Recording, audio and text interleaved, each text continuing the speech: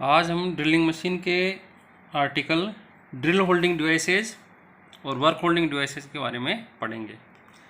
Drilling machine पे whole को drill करने के लिए जो डिवाइस यूज की जाती है उसको हम ड्रिल बोलते हैं।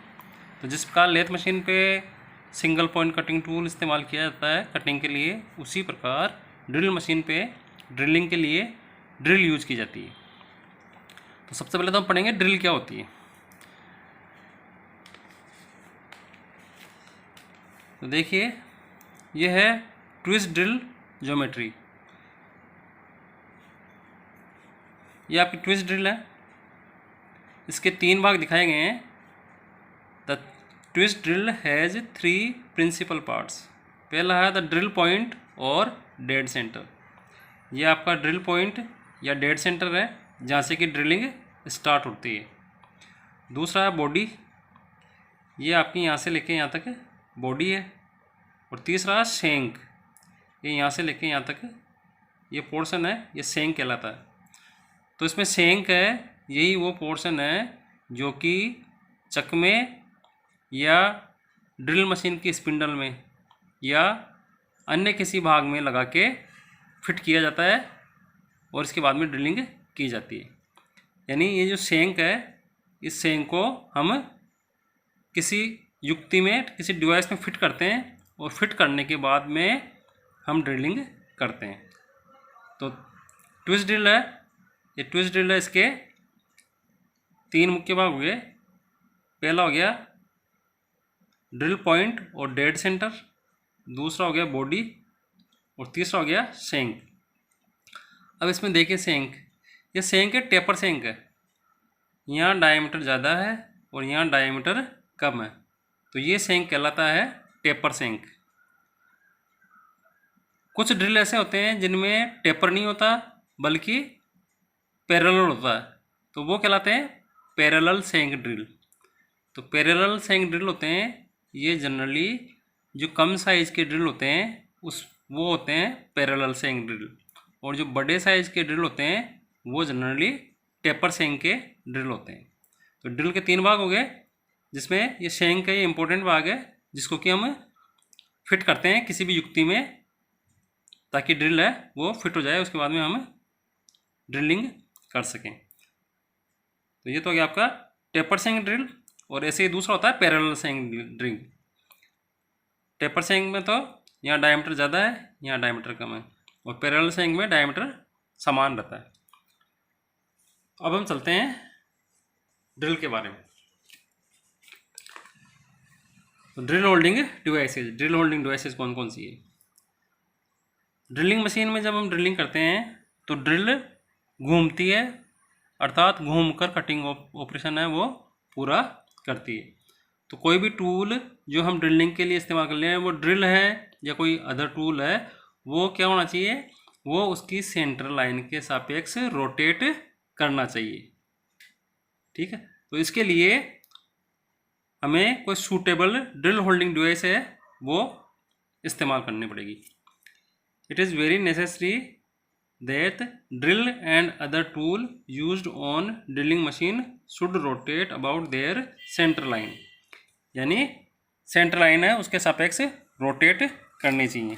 तो इसके लिए हमें कई ड्रिलिंग डिवाइसेज है वो यूज करनी पड़ेगी। ड्रिल को होल्ड करने के लिए कई प्रकार की डिवाइसेज यूज करनी पड़ेगी। तो इसके लिए जनरली 3 मेथड है ड्रिल को पकड़ने के लिए। ड्रिल की स्पिंडल है, उस ड्रिल जो मशीन है ड्रिलिंग मशीन की स्पिंडल में ड्रिल को पकड़ने के लिए, ड्रिल को या अदर टूल जो हम ड्रिलिंग के लिए इस्तेमाल कर रहे हैं उसको पकड़ने के लिए 3 मेथड है। There are 3 general methods of holding drill in the spindle of drilling machine and other tool that are use for drilling. तो 3 तरीके हैं। कौन कौन से तरीके हैं। सबसे पहला तरीका है by holding the drill in A drill chuck. पहला तरीका, ड्रिल है उसको किस में पकड़े, हम ड्रिल चक में पकड़े, यानी पहले ड्रिल को ड्रिल चक में पकड़े और फिर ड्रिल चक को हम स्पिंडल में लगाएं। पहला तरीका है। दूसरा तरीका, by inserting the drill shank, जैसे कि मैंने आपको बताया शेंक है, by inserting the drill shank directly into a hole in the machine spindle. Machine के स्पिंडल में डायरेक्टली हम उसके सेंक को फिट कर दें। और तीसरा तरीका है बाय इंसर्टिंग द ड्रिल सेंक इन ए स्लीव और सॉकेट, यानी पहले हम ड्रिल का सेंक है उसको स्लीव या सॉकेट में फिट करें और फिर इस स्लीव या सॉकेट को स्पिंडल में फिट करें, which is held by the drill spindle. तो 3 तरीके हो गए। पहला तरीका हम ड्रिल को होल्ड करें ड्रिल चक में। दूसरा तरीका है कि हम डायरेक्टली मशीन की स्पिंडल में लगा दें by inserting the drill shank directly into a hole in the machine spindle, इस मशीन की स्पिंडल में डायरेक्टली लगा दें। और तीसरा है कि पहले हम ड्रिल है उस ड्रिल को स्लीव या सॉकेट में पकड़ें और उसके बाद में या स्लीव या सॉकेट है उसको ड्रिल की स्पिंडल में लगाएं। तो ये 3 तरीके हैं। तो इन तीनों तरीकों को हम ब्रीफली डिस्कस करेंगे, ब्रीफली पढ़ेंगे। तो सबसे पहला है ड्रिल चक, कि ड्रिल चक में कैसे पकड़ेंगे। जिस प्रकार लेथ मशीन में जॉब है उस जॉब को ड्रिल चक में पकड़ते हैं, जॉब को चक में पकड़ते हैं और चक घूमता है तो आपका जॉब भी घूमता है। इसी प्रकार ड्रिल मशीन में हम ड्रिल चक में ड्रिल को पकड़ते हैं। तो ये जो मेथड है ये सबसे ज़्यादा यूज किया जाने वाला मेथड है और ये मेथड स्मॉल ड्रिल जो जैसे कि पैरेलल सेंक ड्रिल उनको पकड़ने के लिए काम में लिया जाता है। Drill chucks are used very extensively especially for holding small drills such as parallel shank drill. तो सबसे अधिक प्रचलित मेथड है वो यही है कि हम पहले ड्रिल को पकड़ें ड्रिल चक में और फिर ड्रिल चक को पकड़ें स्पिंडल में। तो ये जनरली छोटी साइज़ के ड्रिल होते हैं और छोटी साइज़ के ड्रिल हैं, छोटे डायमीटर के ड्रिल, छोटे डायमीटर के ड्रिल है उसका सेंक क्या है parallel shank, small drill such as parallel shank. तो जो छोटे ड्रिल होते हैं उनका सेंक होता है वो पैरेलल होता है। तो इसको पकड़ने के लिए हम चक का इस्तेमाल करते हैं। तो इसमें जो ऑर्डिनरी चक इस्तेमाल किया जाता है वो एडजस्टेबल होता है, अर्थात उसके डायमीटर को हम कम और ज़्यादा कर सकते हैं। तो इससे ये एडवांटेज होता है कि उसकी जो मैक्सिमम और मिनिमम साइज़ है ड्रिल चक के खुलने की, उसके अंदर जो भी साइज़ आ जाती है ड्रिल की, उन सभी ड्रिल को हम उस चक में पकड़ सकते हैं। तो ordinary drill chucks are adjustable so that one chuck can be use for holding any size of drill within the minimum and maximum capacity of the chuck. तो चक की जो मिनिमम खुलने की कैपेसिटी है और maximum खुलने की capacity है, उस कैपेसिटी में हम जो भी ड्रिल आता है उस ड्रिल को हम पकड़ सकते हैं। तो ये चक्स क्या होते हैं, एडजस्टेबल होते हैं। तो एडजस्ट कैसे करते हैं इनको एडजस्ट करने के लिए इनमें जो होते हैं उन जो को खोला या बंद किया जाता है। ये देखिए ये इस प्रकार का होता है चक, ये आपके ड्रिल चक है, ठीक है। तो इस ड्रिल चक को हम स्पिंडल में लगाते हैं, स्पिंडल में फिट करते हैं। तो ये आपकी की है और ये जो है, 2 जो तो है, एक जो बैक साइड में, 3 जो हो गए। तो जब हम इसमें की लगाएंगे, ये की है चक की, ये आपकी चक की। तो ये चक की को जब हम यहाँ ये होल बनाया है उसमें लगाएंगे और इसके बाद में जब इसको टाइट या लूज करेंगे, है ना, जब इसको क्लॉकवाइज घुमाते हैं तो जनरली ये जो होते हैं वो पास में आते हैं और जब एंटी क्लॉकवाइज घुमाते हैं तो जो है वो दूर होते हैं। तो पास में आएंगे तो ड्रिल को पकड़ेंगे और दूर जाएंगे तो ड्रिल को रिलीज कर देंगे, छोड़ देंगे। तो ये जो है इन जो के खुलने की एक कैपेसिटी है कि मैक्सिमम कितने खुलेंगे और मिनिमम कितने खुलेंगे। तो मिनिमम से मैक्सिमम में जो भी ड्रिल आता है उस ड्रिल को ये पकड़ लेते हैं। The shank of the drill chuck has an appropriate taper and it can be fitted into the hole in the drill machine spindle।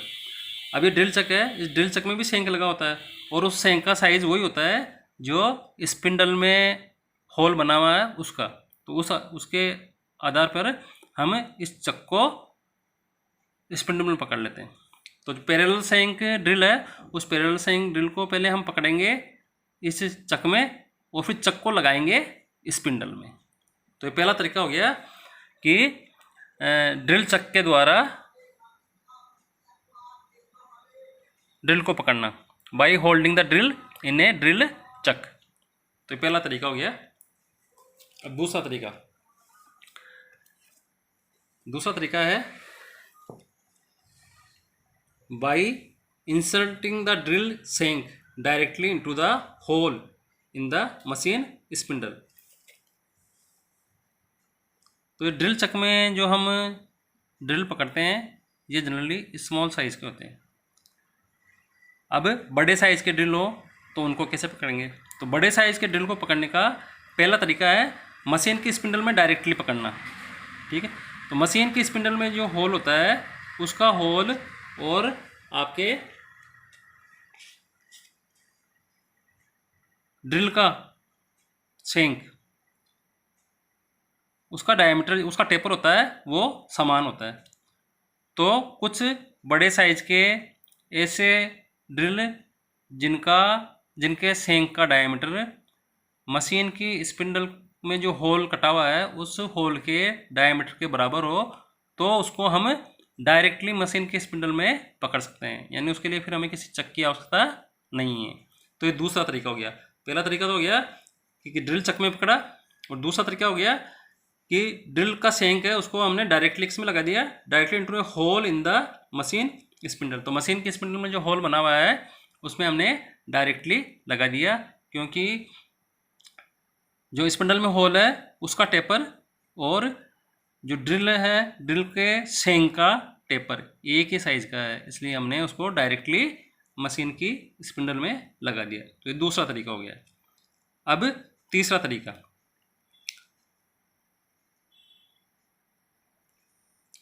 कुछ ड्रिल कंपैरेटिवली लार्ज साइज के होते हैं, उनमें स्टैंडर्ड टेपर कटा हुआ होता है, लेकिन ये जो टेपर होता है उस होल के टेपर के बराबर नहीं होता है। मशीन के स्पिंडल में जो होल कटा हुआ है उसके टेपर के बराबर नहीं होता है, वो या तो छोटा होता है या बड़ा होता है। इसलिए ऐसे ड्रिल्स को हम डायरेक्टली मशीन की स्पिंडल में नहीं पकड़ सकते। तो ऐसी कंडीशन में फिर हम इस्तेमाल करते हैं स्लीव एंड सॉकेट का। Most drills of comparatively larger size have a standard taper shank and a flat tang at the end so that they may be driven either by inserting them directly into the hole in the drill machine spindle or inserting them in a socket or sleeve which is held in the drill spindle। तो जो larger size के होते हैं उनको या तो हम directly पकड़ लेंगे मशीन के स्पिंडल में या फिर पकड़ेंगे स्लीव में या सॉकेट में। तो स्लीव और सॉकेट क्या होता है? ठीक है,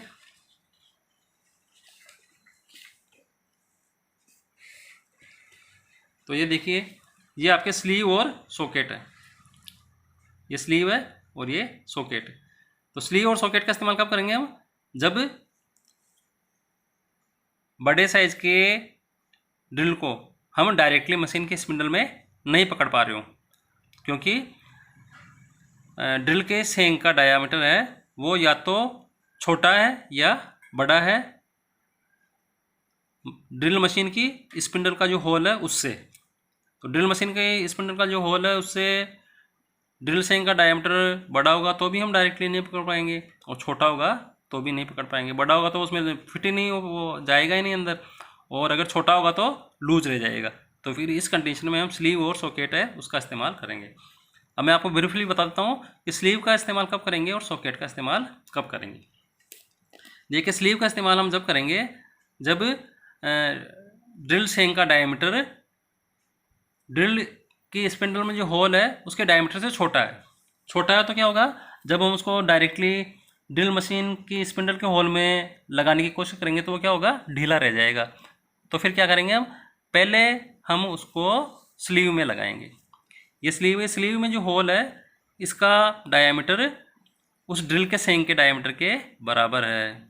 ठीक है, तो पहले क्या करेंगे, हम उस ड्रिल को इसमें फिट करेंगे स्लीव में, पहले स्लीव में फिट करेंगे और इसके बाद में स्लीव है उस स्लीव को मशीन की स्पिंडल में फिट करेंगे।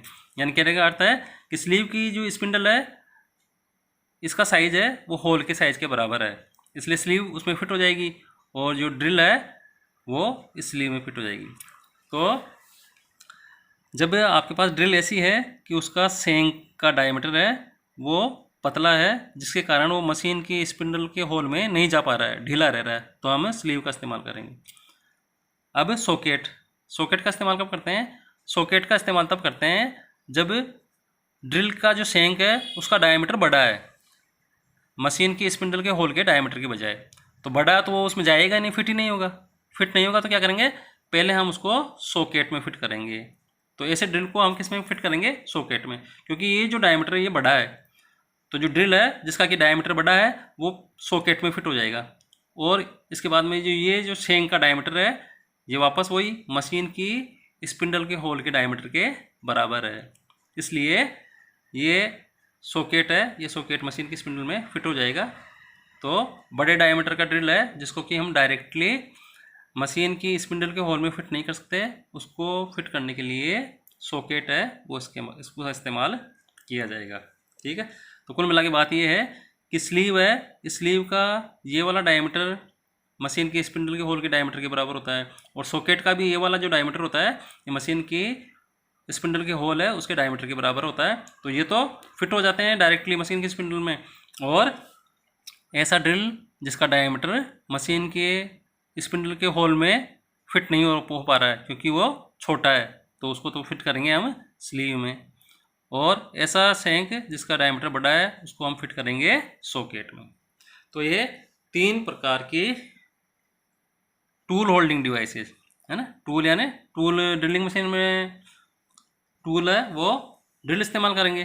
तो 3 प्रकार की डिवाइसेस हो गई। पहली हो गई ड्रिल चक, दूसरा हो गया कि डायरेक्टली फिट कर देंगे हम, और तीसरा हो गया स्लीव या सॉकेट में फिट करके। तो ये तो हो गया आपकी ड्रिल होल्डिंग डिवाइसेस।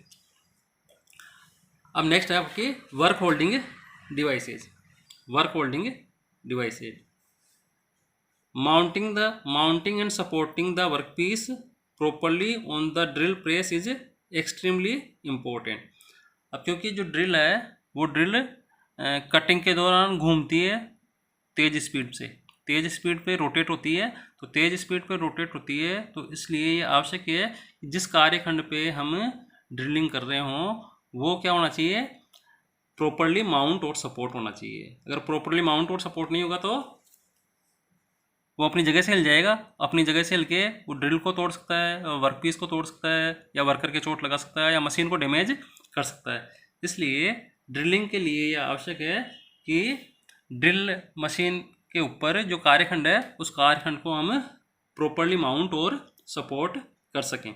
तो इसके लिए जो वर्कपीस है उस वर्कपीस को मशीन पे हमें बहुत सावधानीपूर्वक और मजबूती से बांधना ज़रूरी है ताकि हम सेटिस्फैक्ट्री और सेफ रिज़ल्ट है वो प्राप्त कर सकें।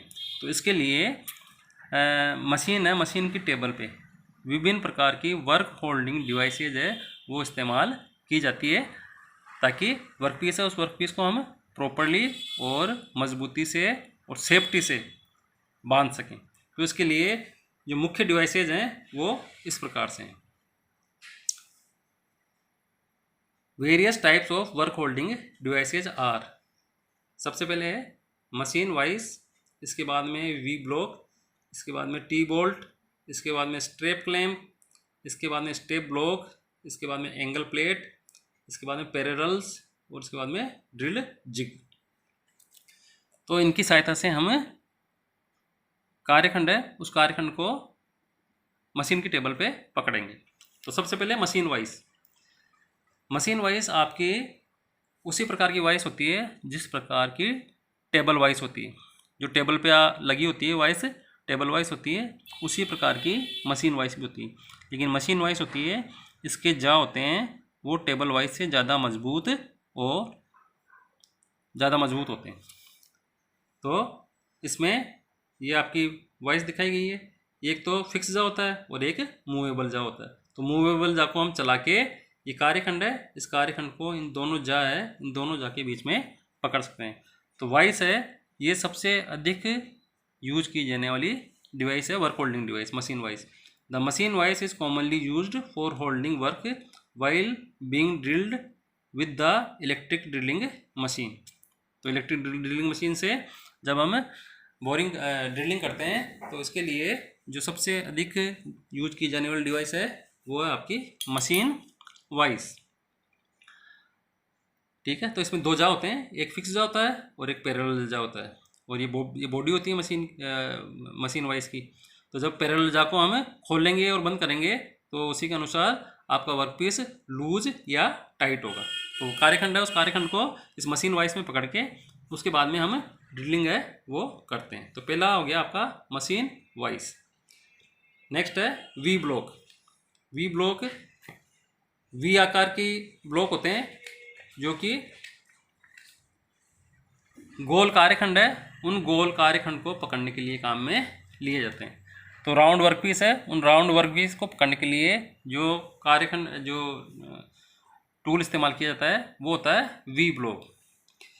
ये देखिए ये आपका वी ब्लॉक है, इसमें यहाँ पे ये वी कटी हुई रहती है, यहाँ पे वी कटी हुई है। तो इस वी में हम गोल कार्यखंड गोल कार्यखंड इसको हम मशीन की जो वाइस है, मशीन वाइस है, उस मशीन वाइस के जबड़ों में नहीं पकड़ सकते क्योंकि ये फिसल जाएगा। इसलिए इसको सपोर्ट प्रदान करने के लिए क्या इस्तेमाल करेंगे हम, वी ब्लॉक। तो वी ब्लॉक होता है ये एक टूल स्टील का बना हुआ ब्लॉक होता है जिसमें वी कटी हुई होती है। ये जो वी कटी हुई है इसमें हम एक गोल कार्यखंड राउंड कार्यखंड है, इस राउंड कार्यखंड को मजबूती से पकड़ सकते हैं।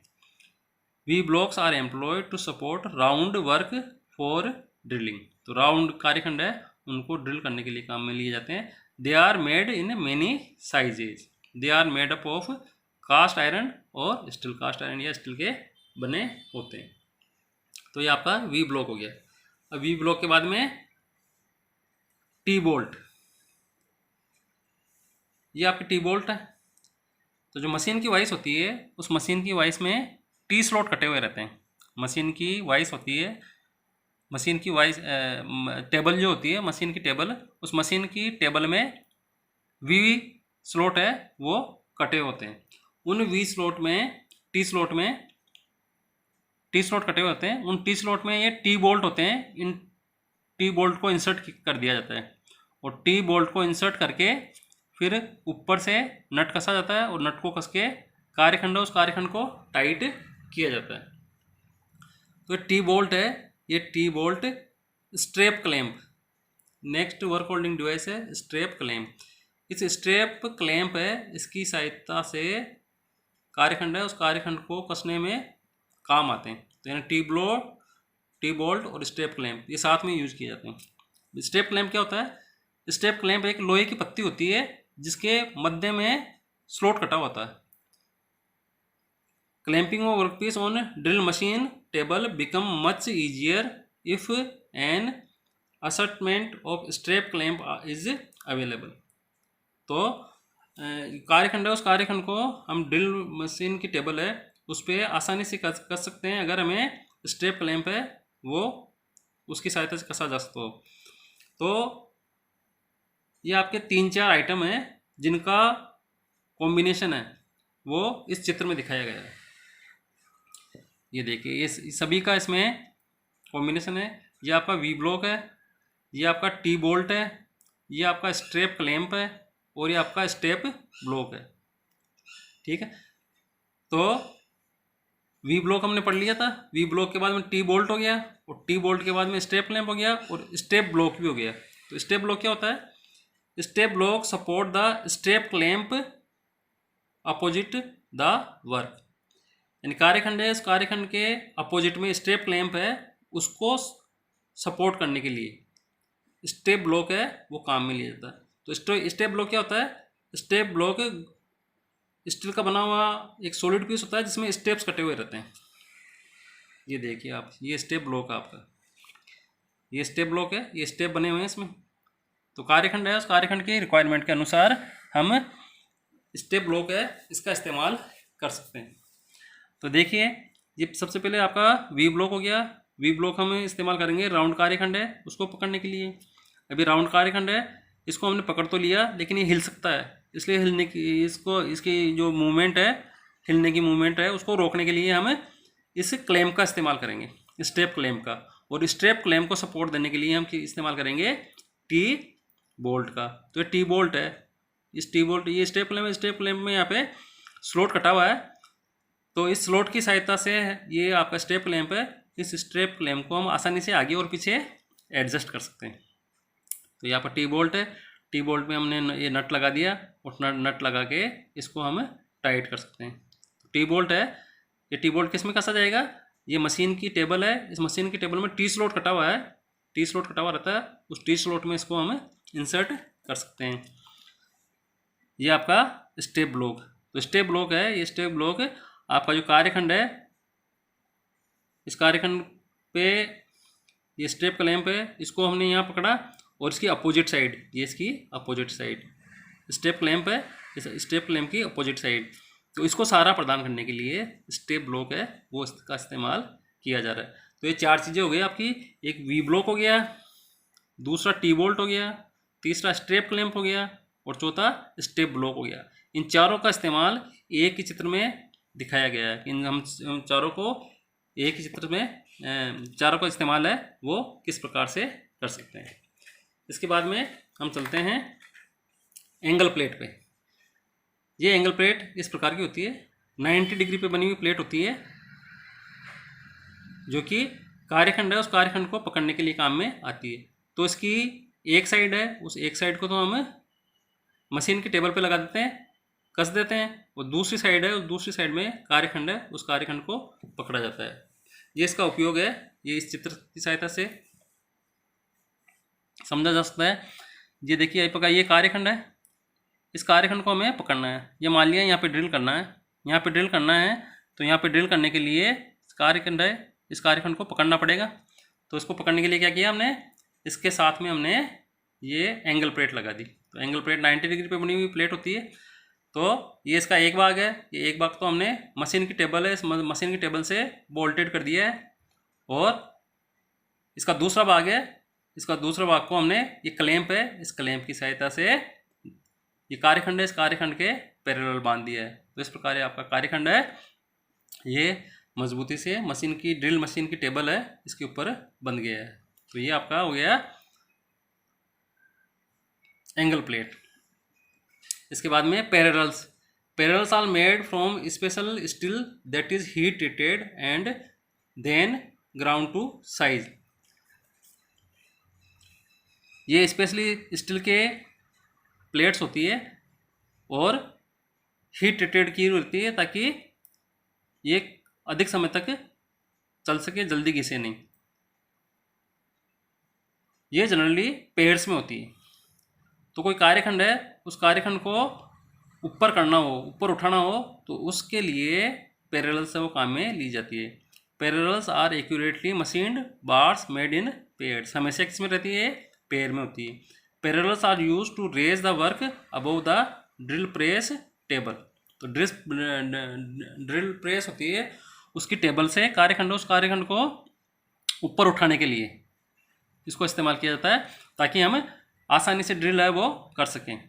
सो that the part can be drilled completely through without damage to either the vice और द टेबल। तो कार्यखंड वो थोड़ा ऊपर उठ जाता है, ऊपर उठने से ये पैरेलल इस प्रकार की होती है, ये एक पैरेलल हो गई और ये दूसरी हो गई, तो पैर में होती है हमेशा, और ये इसके ऊपर आ गया आपका कार्यखंड। ये कार्यखंड, तो कार्यखंड आपका ऊपर उठ गया, सीधी मशीन की टेबल से ऊपर उठ गया। तो ऊपर उठ गया तो यहाँ पे ड्रिल करना हो तो ये कार्यखंड है, इस कार्यखंड के आर पार में आपका ड्रिल हो जाएगा। तो कार्यखंड, इस कार्यखंड को मशीन की टेबल है, उस मशीन की टेबल से ऊपर उठाने के लिए पैरेलल्स है, इसका इस्तेमाल किया जाता है। तो आपके वर्क होल्डिंग डिवाइसेस पूरी हो गई है। धन्यवाद।